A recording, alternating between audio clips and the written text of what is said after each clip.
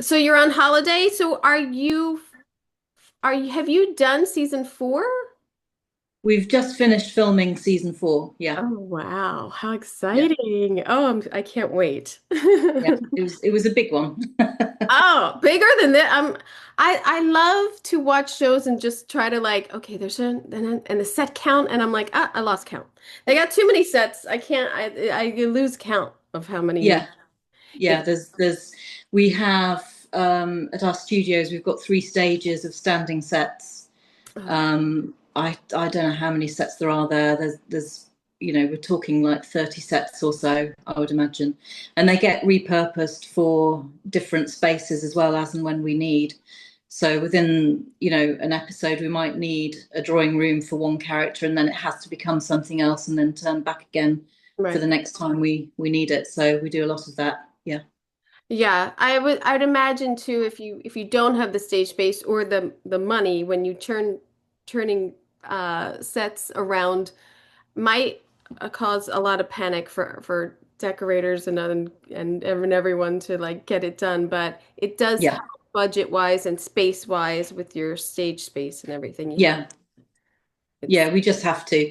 I mean, there wouldn't be a studio big enough really to accommodate everything that we need.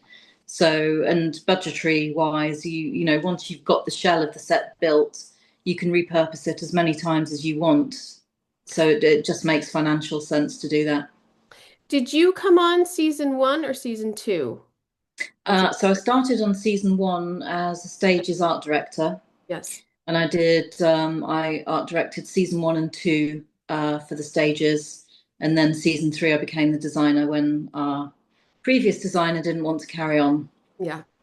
It's I always feel like when the art director takes over the project, it's something very special because the art director is involved in so much in the construction and the sets and everything, and then taking over the project is such a like celebration of like now I get to design, now I'm designing what I was, helping Yeah, coordinate before. It's always a great thing.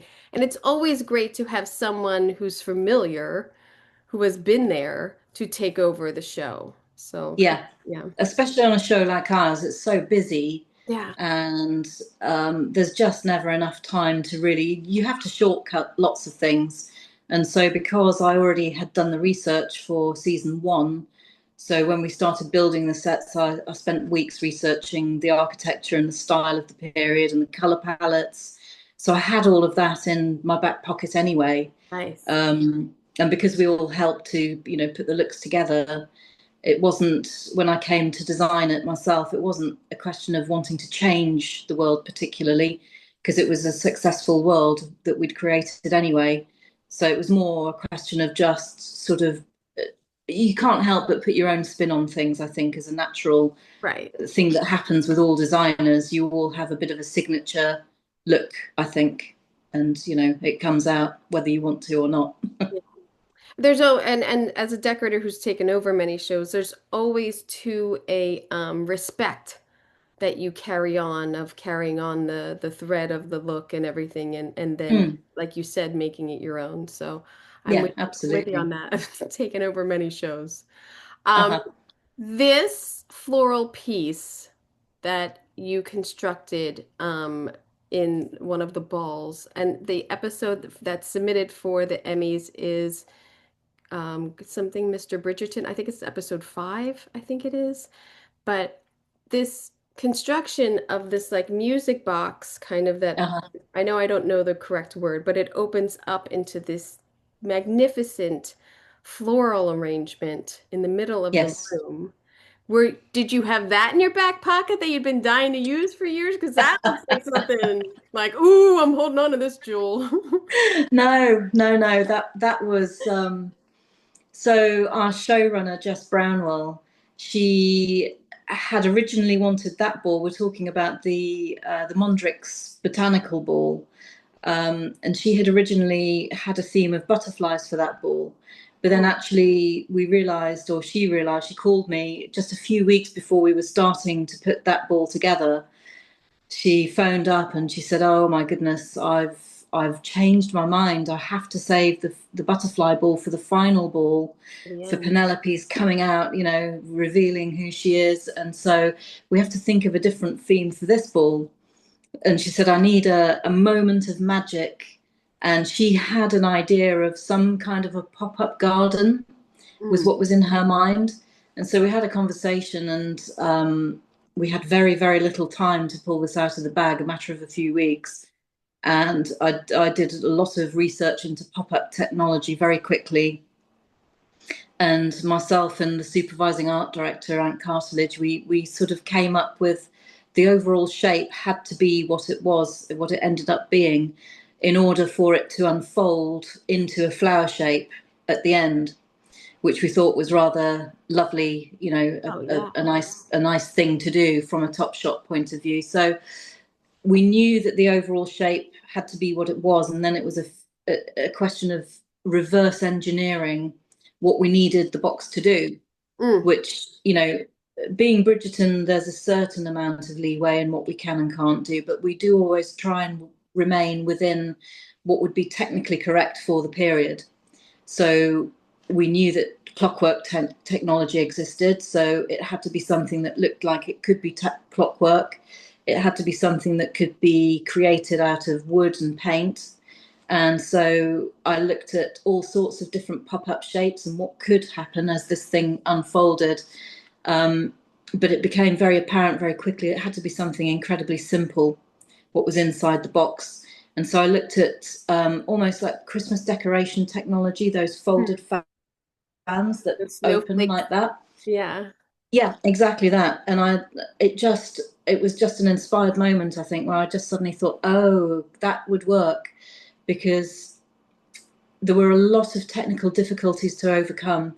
For example, for getting the leaves to all open at the Yeah. same time required a huge amount of engineering in the base. It was all geared, and in order to fit the paper leaves inside, they had to be thick enough and strong enough so that they didn't rip under their own weight as they unfolded, Right. and also but small enough to fit inside the top of the box, which gets very narrow at the top end. So slowly by slowly, we kind of picked apart the problems and solved them, and we ended up with what we had, which I think worked really well. I Oh, was so pleased with it. It was beautiful. it's gorgeous. And thinking of at the time, if people were seeing this, it would have been like magical. It would have been Yeah, unbelievable. I mean, it's it something would. constructed at a and it's gorgeous. Yeah, but actually, the Georgians, you know, they if you research what they did for their balls and their events, they were unbelievably inventive. And actually, people think that we go over the top with what we do for Bridgerton, but we don't touch the sides of what they did. They would put on whole park spectaculars, which were enormous feats of engineering, you know, and they're fascinating. They threw money at an event like I think no other sort of time period really, Oh my because God. they had a certain amount of technology and playfulness, and they had the means. They were very, very rich, the top echelons of the Georgian society, so they had the means to throw money at these spectacles that they all used to love to go to. I was thinking when I was watching it, and well, I've watched it and then I re-watched for to talk to you and like, damn, I wish I lived back then, just going to a ball every week and just getting a new dress and cool hair and like, oh my gosh, this is awesome. But this ball in Yeah. particular is gorgeous. And then the paintings of all the botanical and flowers on the wall that you had to do, are those all hand Mm. painted? Are they decal? Yeah. Like, what's going on? We had our in-house illustrator, very talented artist who illustrated all of the botanicals for the set. Wow. So all the panels in the wooden panels were all hand illustrated, actually on the iPad. Mm. And then we replicated and printed and pasted. And then for the internals of the pop-out garden, we made up we used the same illustrations but putting them together in a different format to make a sort of a almost like a bouquet spray for each leaf that unfolded. Mm. And yeah, I mean, this is going back 2 or 3 years now when we were putting this all together. So I forgive me, sorry. I can't remember all the Yeah. flowers that we used, but all the flowers had a special meaning, which I felt were pertinent to Will and Alice's marriage and relationship. So we Mm. had roses for love, tulips for, I think, was it honesty? I can't remember now, but the There's a language of whole language flowers. of flowers and what's in Yeah, someone's wedding bouquet and everything. It's a fascinating, yeah, yeah, yeah. it's a whole arena. But I can't Yeah. remember any either. So. I can remember the flowers, but I just don't remember what they stand for anymore. Sentiments such as love and honesty and um, strength, I think, was one of them. So it was all traits which I felt were very reflective of their personal story and relationship. Oh, it's beautiful. I think all the time about the floral budget. I mean, I love florals. I love real flower. I love that. And when I think like every ball and then the rooms and everything, I always think of like even like, if they're not real or whatever, it's still a lot. It's a lot. Like I can imagine there's probably we must have like a whole warehouse just of florals to pick We from at do. this point. We do. It's not a warehouse, but Yeah. yeah, Mhm. we use florals an awful lot on Bridgerton. Yeah. They're such an integral part, and we have some really talented florists who we Yeah. commission to do the work for us once we've come up with the concept, which is through conversation with our showrunners, directors, and Shondaland executives.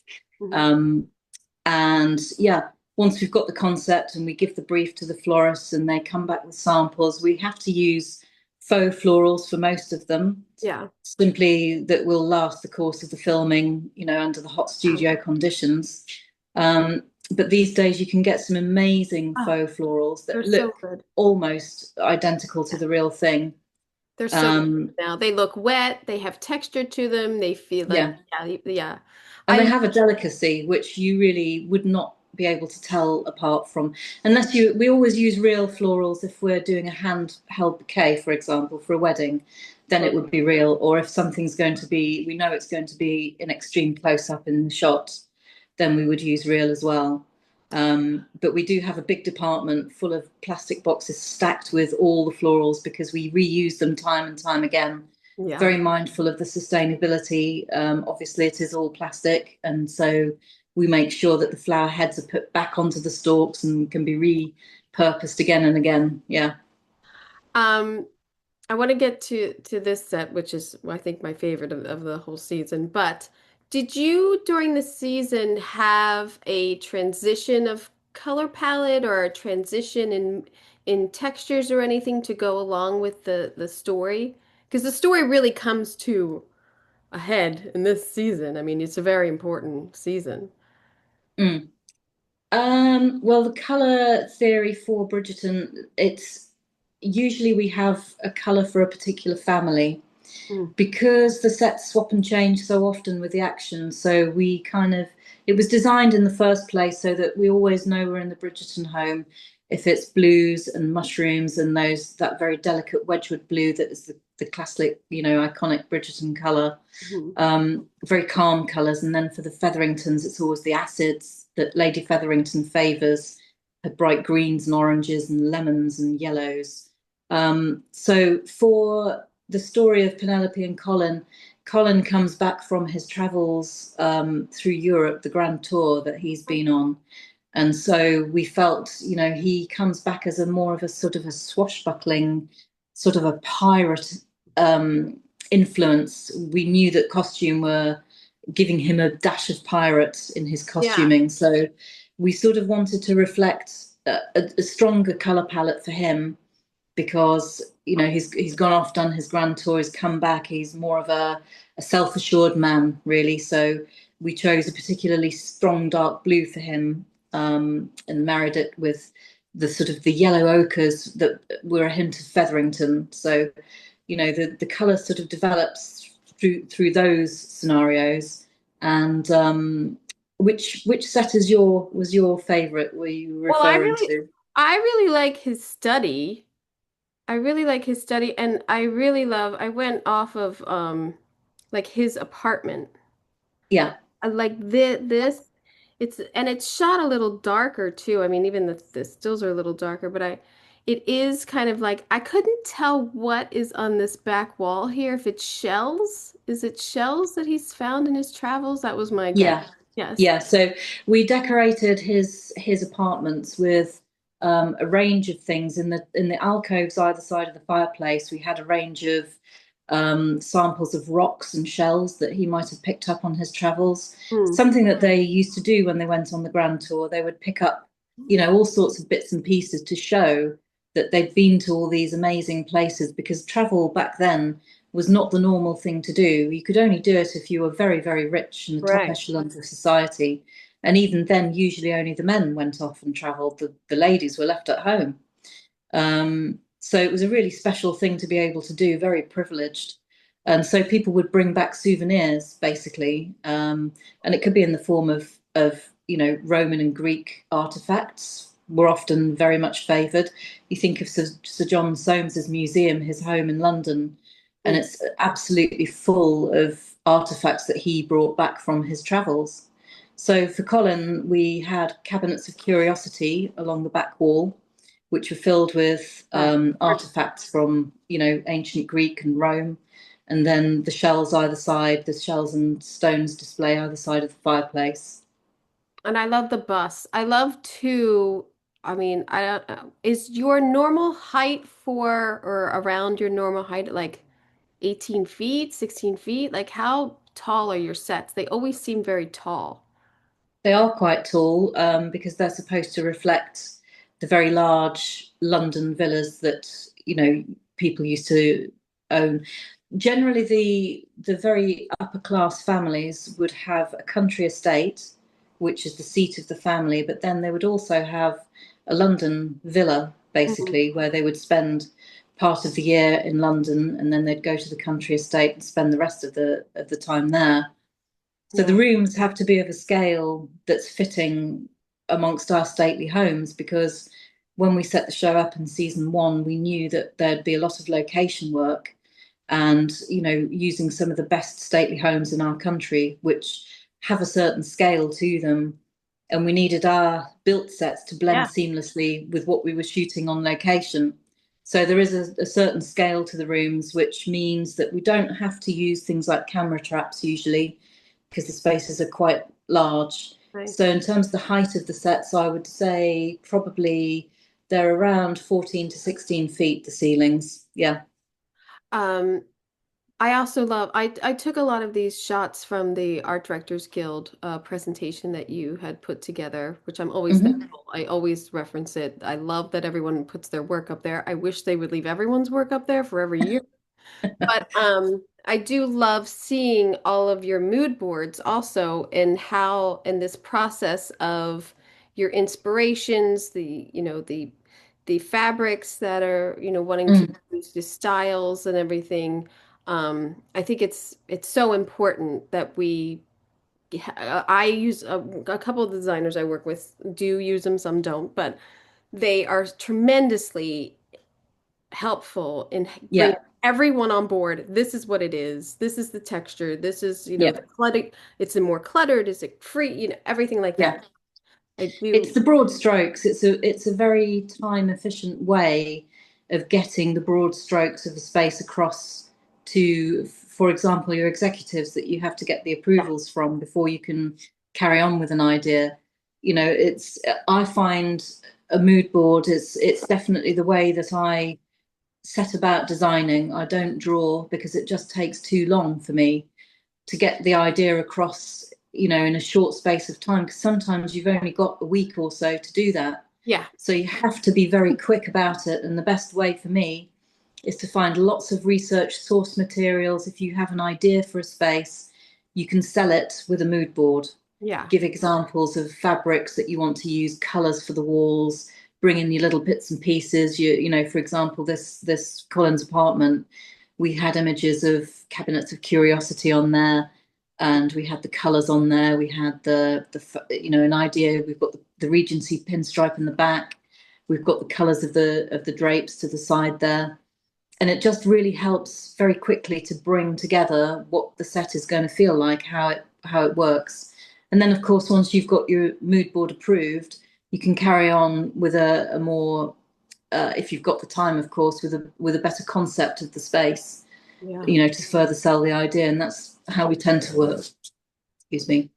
Yeah, I Yeah. would I would say not until I looked at your mood boards did I then start to think about how many sculptures you have in the rooms and how much detail that you're putting, the reliefs that you have on the walls and everything. And Yeah. you're like custom making those, which is great because I Yeah. mean, clearance is one thing for something you're going to, rent or buy or whatever, but you're making and then I started to look back at like all of the walls and the details up the stairway and like all of these grand details that you have on these walls is fantastic. Yeah, we certainly pack the detail into the sets. Yeah. I think that's the signature of the show, really, and I think it's what people love. We do hand make quite a lot of the period details because, um, from a moldings point of view, it's very difficult to find moldings of the right scale, Right. for the size of the rooms that we have. So we're quite lucky in the UK that we do have some period, plasterworks companies that do the restoration in the big stately homes. And they do have a certain stock of elements that we can use, but often if there's something specific, like we're looking here, I think is that for the Modiste or is Modest. that Colin? I It's think that's the new Modiste set actually for yeah. her wall panels. So as you can see, we had to commission a sculptor to sculpt the element that we then made and cast and added on to the details of those wall panels. Yeah, which well there's your mood board, but then you can see them. You can see them on the walls. Yeah, They're just gorgeous. And then the yeah, painting and everything. Do you have extraordinary painters because we do. I think the tones that you select and the different rooms or everything, I'm sure they're creating they're creating just beautiful palettes there and then the enhancement of all of your moldings around them and then they have to go back and paint those and everything. They're really spectacular to give the details on all of the walls.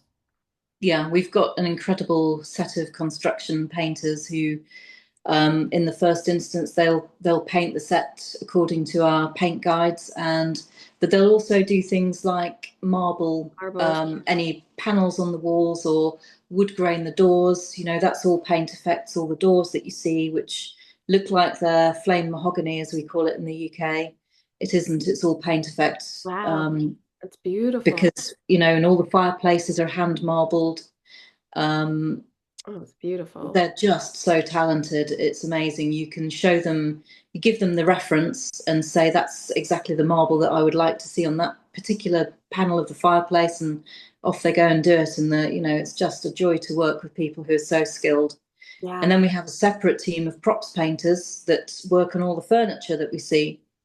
And the furniture is a mixture of original pieces where we can find them in the markets or the Hmm. auctions.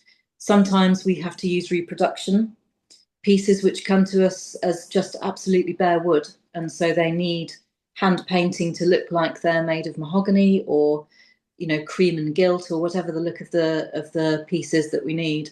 And then we have in-house upholsterers, drapesmen who Well, do the upholstery and make the curtains, the drapes for us as well. So yeah, it's just drawing all these different talented people together in the teams and putting it all together.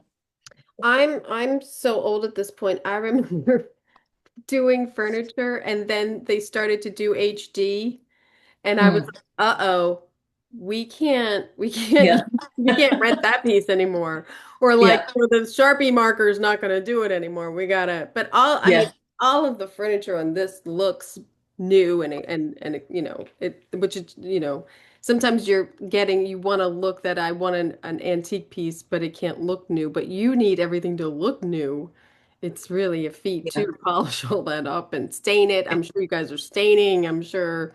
yeah, I mean, yeah. We're pulling all the tricks out of the book. We're hand gilding, we're wood graining, we're marbling, we're just doing, anything that we need to do to give it the right look. Yeah. And we have three big prop stores in house as well, which we've built up over the 3, 4 seasons now. It's full of furniture, which again it gets recycled and repurposed. Right. Um, we have our standing sets. We try to reuse as what we have in stock as much as we can because Yeah. obviously it helps with the bottom line, it helps with the budget. Um, and if we need a particular piece, and if we can't find it to buy it, then we have to make it Yeah. if it's important enough. Yeah. So yeah, we employ props makers, we employ all sorts of different people to just achieve what we need. Yeah. Um, how much was the modiste, is I saying that correctly, the most fun set you did? I mean, it's such a fun Ah, having placed and it's yeah, the Modiste was an amazing set to do actually because the storyline was that the Modiste was moving, she was upgrading, she hmm was doing very, very well with her business, and so she could afford a bit more salubrious accommodations for her shop. So it was really fun actually to redesign that space. It caused us a few problems though, because we had the base color of the sort of the peacock teal blue, and yeah. then in the middle, as you're looking at that image there, the back windows is the main shop area, and then behind the arch, the first arch, you have the sort of the dressing area where the clients would try on the clothes. And that space, I had just a vision of having festoon voiles, Yeah. but they had to be a particular. I can remember I gave the set deck Sue such a hard time over the fabric because she kept coming up with this one or that one, and it just wasn't see through enough. And I just really, really wanted to make sure that we could see the pink of the fabric and the deeper pink of where it folded on top of each other. But I needed to see that blue underneath it. It had to shine through. And Yeah. so it took quite a lot of searching to find that particular chiffon that would do that job for us. It's a Yeah. spectacular look to the room because you've given so much texture by applying this on top of your deep blue-green walls. Mm. It's so gorgeous. It's It's like, lovely. And it oh, just catches the light so well. It oh films yeah. so beautifully, and if you can get your textures right and catch the light, then you're giving the DOP something really beautiful to light beautifully. So, it all starts to the magic starts to happen as the different departments kind of come into play. It's just a joy to watch it all unfold, really. Oh, I just love this set. It's so fun and the scenes in there are always good, but I love this set. I love all the textures. I love all the Mm. details of the seamstress, and it's Yeah. really Oh, gorgeous. it's just beautiful, isn't it? They did Mm. the first shot they did in there was I just was so pleased with it because they started right at the back in the workroom with the table full of all the accoutrements of the dressmaker, and they zoomed right in. It was just one of those beautiful long shots that just worked so wonderfully well and sort of showcased everything that we'd given in the set. Because occasionally it can be a bit heartbreaking when Oh, something doesn't make the cut and you've put your heart and soul into something, and it's on the edit room floor in the end. But I guess that's just the nature of the beast, isn't it? I think with this show, the sets are such a character and showing the wealth and everything. They do keep a lot of wides. So I think they They always do. they do, which is really nice. Or like, a lot of times you start with your wide, you go closer. But then, when they're dancing or whatever, they go back to these gorgeous wides. So yeah, Yeah, I I, yeah. I There's really always room for a few more wides, though, in my always, book. always. I always tell my DP, keep it wide. Keep it Yeah. wide.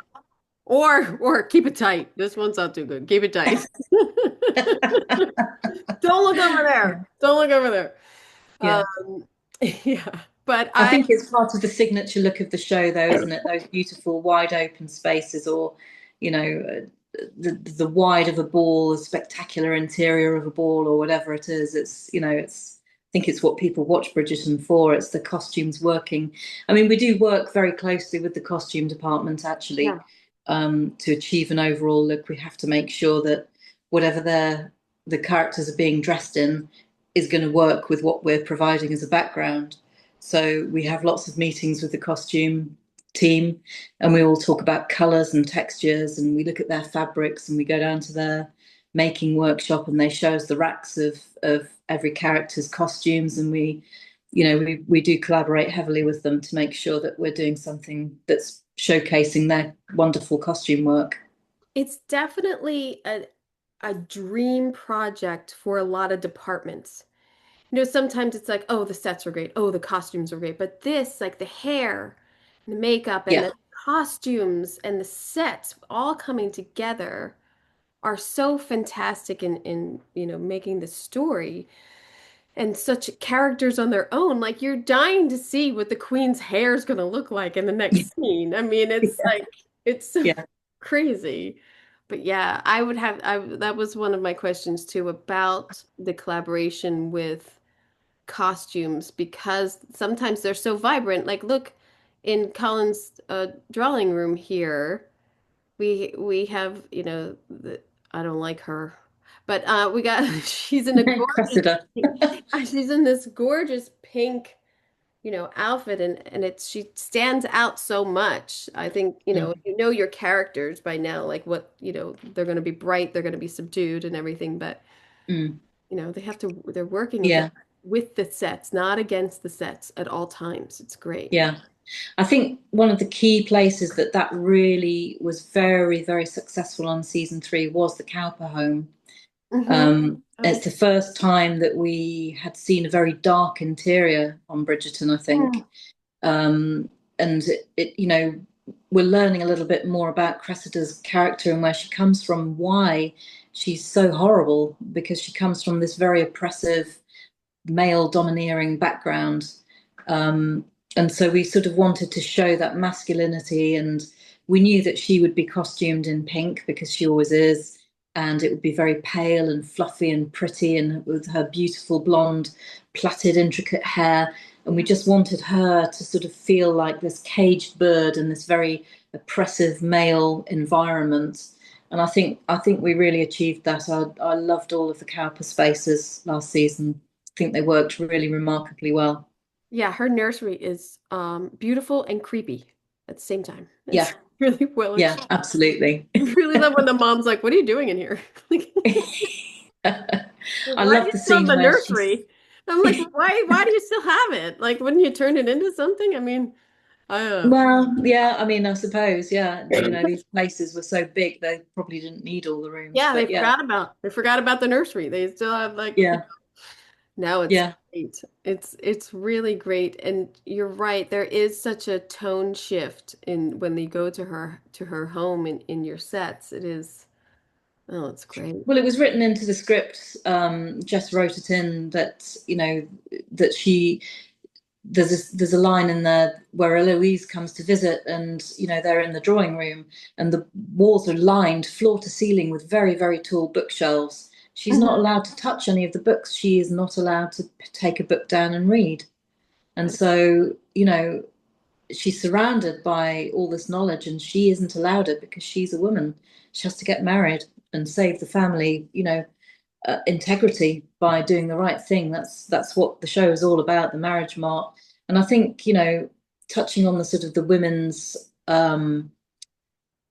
ideal, the Yeah. story of women at the time, it's relevant to today, and I think that's partly why the show is still so successful, because it touches us all down the years, down hundreds of years, and it's still relevant. The storylines are very relevant to Yeah. what's happening in the world today. Yeah, it's timeless. Repression Yeah, of I women think is so. timeless. Fortunately. Yeah, absolutely. I would say with Shondaland, I think that there's a breakthrough there. I mean, she has done so much for, the coordination and bringing the female voice out there. Um, Absolutely. Yes. yeah. Again, I love seeing your mood board here for her, the nursery and the cage bird that you reference. Like, Like Yeah, even as a decorator, just seeing like, oh, cage bird, like I get it. Like then in propping and looking for things, like you just start this story in your head and you just go with it. And when you look yeah. at the pieces that were chosen, it goes all along with your theme that you're trying to convey here, and it's beautiful. Just beautiful. Yeah, we had a cupboard actually in her bedroom. I don't think it was to the right of the windows, and it was full of very, very creepy period dolls that you never really see. Mm, But it kind of all adds up to an atmosphere and a space. And I do believe that if you get the spaces right, when the actors walk into those spaces, they give the performance of a lifetime because they're really feeling it, yeah. and they do notice all the tiny details that you put in. So it's very gratifying when they walk into a space and they are just, blown away by what you've achieved for them to be able to enhance their performance in the space. Yeah. Again, it's a symbiosis that works really well. It's always a compliment when things are noticed by the actor. Even DP, like anything when it's noticed and the effort that you've put into it is you know, it's a fantastic Absolutely. collaboration. Otherwise they just think little elves come in and do it all while they're sleeping and no one. I mean, definitely Yeah. had many more actors come in and not say anything than say something, but Well, you take the wins where you get them. yeah, win's a win. I'll take it. Yeah. Um, I wanted to talk too about the Queen's Ball, which is Hmm. the rendering here is fantastic with the theater boxes and the dance floor and um what was your and the red, which I think is so great that you have here. What was your Yep. concept and everything for this Queen's Ball? So the Queen's Ball, she is throwing a ball, and she's putting on a ballet for her ball goers. And so we kind of thought, well, how would the Queen throw a ball? In the sense of how would she display a ballet, which was, quite to put on a piece of dance would have been quite an innovative thing to do at the time. And I just thought, well, actually, she might make her ballroom into a kind of a theatre, really. And Mm, so we came up with the concept of putting the Queen on her raised sort of royal box overlooking the dance floor, and then we filled the walls with lesser boxes around the room, like a theatre space, and then the stage is the floor in the middle. And yeah, that was the concept for that. And the dance was Eros and Psyche. So going back to the ancient Greek sort of mythology and, the story of love. And we sort of created a bit of a Greek temple theme for the floor and the ballroom and the dance space. And it just, yeah, it all hung together really well. Red is a color which we tend to reserve really only for the Queen. We use very little red, yeah. judiciously here and there, but by and large it is a queenly color in our world, red and gold. So yeah, I do love in the backdrops of these boxes that you created and the drapery that frames them. But then your wallpaper is that hand drawn? Is that printed? It's like a curtain yeah, beyond the like a dimensional piece beyond the box. yes, yeah. So we had a scenic artist, one of our scenic artists who's hugely so gifted. He came in and painted up a backing for the back of the theatre boxes that would look like the theatre extended beyond the box. Right. So through the curtains into the rest of the theatre, I suppose, which is how they actually would have looked in the theatre as well. And then once we had the original painting, we scanned it and printed it and replicated it around the room in all the boxes. We do that quite a lot on Bridgerton, actually. We have a piece commissioned in painting, and then we often scan and replicate and use a sort of a cut and paste around the set then. What is your like something like the Queen's Ball? Do you have all of the do you have the arc of the season? Do you have scripts? Do you get like, hey, the next like how much lead time are you getting to put up this ball? Because I know. I know. So, I know I mean, it could be a week and we all get it done, but like are you getting some sort of like heads up? yeah, the balls in particular, we have to know quite far in advance actually, because the rooms are so huge to build, and we do generally season three we did do some balls on location actually. I think two of them, the Innovations Ball and the Full Moon Ball, but the others we built, and we built them on the stages while we're shooting, you know, other Right. sets on the same stage for season three. So we we need really 10 to 12 weeks to turn a ball around from one thing into another. There's often quite a lot of construction to do. So, first of all, we have to strip everything out. And then the construction team go in. We have to have, if there's a theme to the ball, we have to come up with a concept, get it approved. Then we start the design process, the drawing process. The art directors team get busy. They do all the technical drawings. The construction team come in, start the building work. And in the meantime, the set decoration team come in and start, getting together the florals and the furniture and the food and all the other elements. So to do a ball from start to finish is about a 12-week process for us, which sounds like a really long time, but actually it really isn't. No. Considering each phase needs its time to because they're very big spaces and they're quite detailed, and they take a long time. Yeah. I mean, I think that's the biggest thing is like the knowledge of knowing that this is coming up and then getting the ball rolling. But Yeah, you have many balls rolling at the same time. I mean, it's not like yeah. it's Yeah, not it's not just the one ball that you're working on. You're probably working on, six, seven, eight different sets all at the same time. yeah. They just take a bit longer than the other spaces to turn around. I think just for the sheer size of them, actually, and because you always have to accommodate. Usually, the Queen. The Queen has to be elevated in some form, so she needs some kind of a platform to be on. You have to build that in. Right. Then you have all your dancers. You have to have a free Choreography. area. Yeah, and then all of the Sure. extras, and then your food and drink tables. And so it's a bit of a jigsaw, kind of fitting all the elements in that you need to fit in to accommodate the action that needs to happen.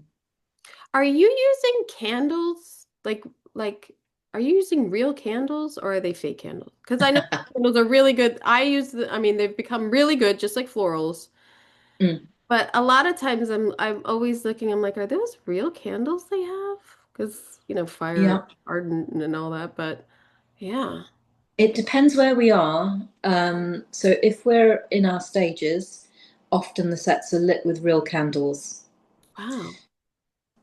If we are on location, we can hardly ever use real candles, and Yeah. so we have to use the best available fake candles that we can, Yeah. battery packs, and then VFX go in and afterwards, and they have to enhance those to make them look like they're real candles. So it's not